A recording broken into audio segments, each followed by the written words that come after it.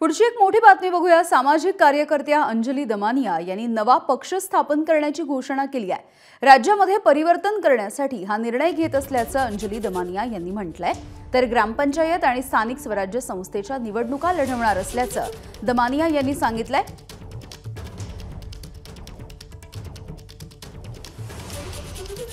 महाराष्ट्राचं राजकारण म्हणजे नुसती एक गटारगंगा झाली आहे। आधी पक्ष फोडले गेले, पैसे वाटले गेले, त्यानंतर तर कहरच झाला, मारामाऱ्या झाल्या। आता निवडणुकीत आपण बघितलं की मारामाऱ्या झाल्या।